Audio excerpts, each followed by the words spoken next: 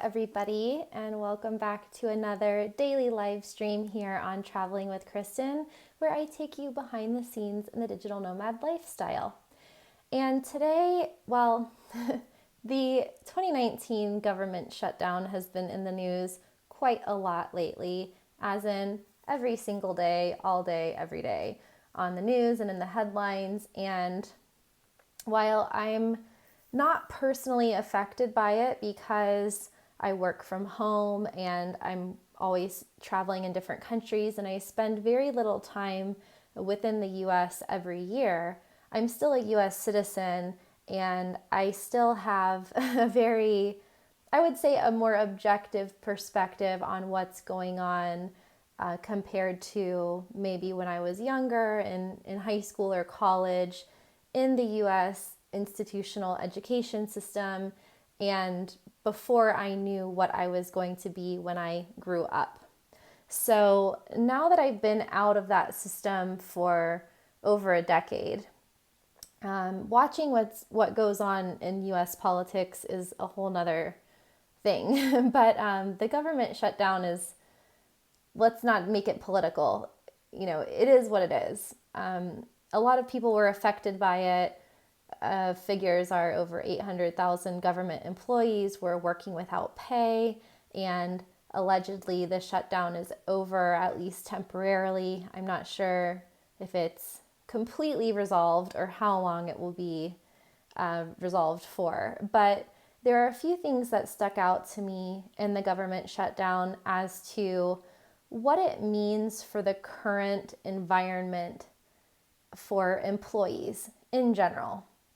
So one of the things that was guaranteed for people for many years was that they could keep their job, or they could expect to keep their job for a certain number of years. And sometimes that would be decades. And of course, that's not the case anymore. More than ever, people are working as independent contractors. People are working without benefits. People are working as freelancers. People are working multiple part-time jobs. People are part of the gig economy. People have side hustles. People are driving for Uber. People are just doing random jobs, trying to make income however they can. But even though corporate jobs are no longer completely guaranteed, I actually didn't think about government jobs as being not guaranteed, because statistics show that most government employees remain in government employed roles for the duration of their career or for the long term. And this can be for many reasons.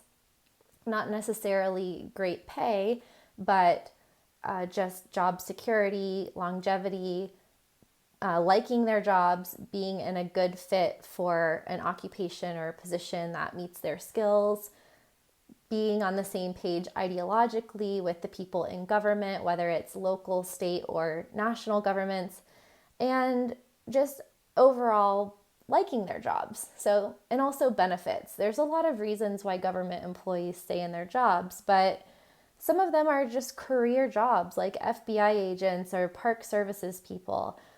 This is something that typically, if you go into that route, that you want to stick with it for a long time and you want to build on that experience year after year.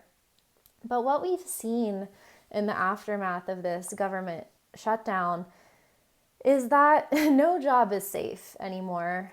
And even if you are in a government job that seems secure, it might not be. And even if you don't get paid for 1 week or 2 weeks or 1 month, maybe it's not a life or death situation, maybe it is, but just the whole fact of being dependent on the government or a company or anyone other than yourself for an income just opens the door to different risks. And it's just, in life, you don't have every factor under control, but it's just becoming more apparent that less and less and less are traditionally stable jobs actually stable or actually reliable. So I was reading a little bit about what has happened since then, and states, for example, I'm reading here that California, Colorado, New Mexico, Oregon, Vermont, a few states are looking into offering unemployment benefits for the next government shutdown. So just the idea that a government shutdown could be a regular thing and that full-time employees could be forced to work without pay over and over and over again, this is just a signal to me that really reiterates how important it is to consider the possibility of a remote job or a work from home job, or keeping in perspective the possibility to become a digital nomad or to become a remote employee or self-employed at some point in the future. Or if you have a traditional full-time job, to really think about how this could happen to you and what would you do if you got laid off unexpectedly, or what would you do if you didn't get paid for a month. Do you have any other income sources? Do you have any other skills that you can monetize? Do you have any other expertise that people will pay for? Is there anything that you can do as a side hustle? And it's just about protecting yourself and planning for a future that is not guaranteed. So here we have states that are offering to pay unemployment benefits to federal employees, which is just crazy. Like, it's just a sad situation to be in. There's obviously been a huge disruption in the US economy due to this, and I'm not going to point fingers or anything, but there's estimates that it could have cost the US economy anywhere from $3 billion to $11 billion in lost productivity and all sorts of other expenses and misuse of time. And the other day I wrote a blog article and did a live stream about how much time and productivity can be conserved when you work from home and when you have a remote work lifestyle. And I calculated that if you work from home, you can save anywhere from 1,000 to 3,000 hours per year that's typically wasted on distractions, commuting, meetings, and household chores, and just a lot of other things that people have to typically deal with on a day-to-day basis. So to see that the government that is supposed to be setting an example is wasting so much time and money as well, not only do workplace distractions cost US companies almost $40 billion a year in wasted productivity, but now we have the government also costing the country in general anywhere up to $11 billion or more in lost productivity. So what are some other stats that I found here? Oh, government workers have, in the past couple of years, there's been an increase in government workers leaving their jobs and their job roles for various reasons.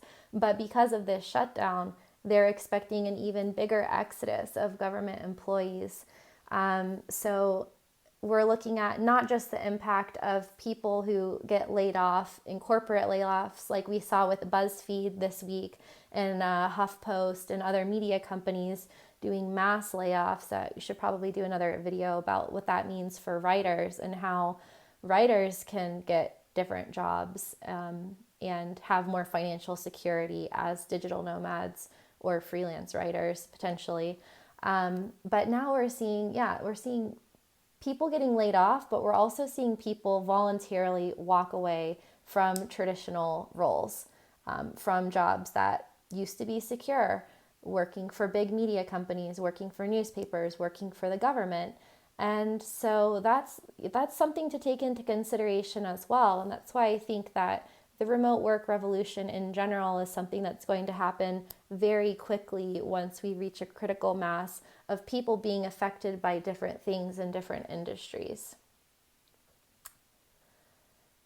Let's see, what else did I find here? Yeah, just looking through the stats, the value of the lost labor during the government shutdown, how many people were affected inside and outside of the government. But of course, the main thing is just the concept of so many billions of people either living in debt or living paycheck to paycheck, and then having their livelihood and their ability to eat, their ability to pay rent, their ability to support their families. I just feel like this model, it has functioned, it has been functional for the world for the past, I don't know, a couple hundred years throughout the Industrial Revolution, as the world has become more modernized and as the middle class has grown. But I think we're just coming to a point now to where this is not acceptable anymore. It's not acceptable for people to work full time for less, to be still below the poverty line in the US and in other countries. And it's not acceptable for people to have to live in debt to be able to make ends meet. And it's not acceptable for people to have to stop eating or go get food stamps or get government aid or unemployment benefits because they had one paycheck withheld from them. Like, that's just not a form of justice, in my opinion, with what is available right now in the world and with technology that's available. I just think that there's so many issues here that we can unpack, but everything from the educational system not really rising to the challenge and providing what people need to be successful right now with the technology that's out there, and the societal mindset and cultural and governmental and regulatory restrictions over people, and just the lag and like the corporate mindset and society in general that things have to be this way. I think we're seeing a breakdown of that old system, and the government shutdown is just one more example of how the old way doesn't cut it anymore and the old way doesn't work. And there are more opportunities for people. It's just going to take some time for those to all unfold and for the collective mindset of the US to shift and the world to shift, so that people can feel comfortable taking on more perceived risk and perceived responsibility, wherein in fact they might be more secure than they would be at a job that they thought was reliable at a big company or at a government agency or for the government itself. So I don't know. Let me know what you guys think about this, about the impact of the government shutdown, about the state of employment today, and of employees being beholden to the whims of our leaders of the free world or leaders and executives of companies, and the bottom line, and shareholders, and people being laid off en masse or having their paychecks withheld. Is that fair? And should we accept that anymore? Or should more people be looking at their other options as to how to create other revenue streams so that they're not dependent on this way of living anymore? Let me know what you guys think in the comments. Thanks for tuning in to another live video here on Traveling with Kristin, and I'll see you again tomorrow for another discussion or rant in this case on digital nomadism and the location independent laptop lifestyle.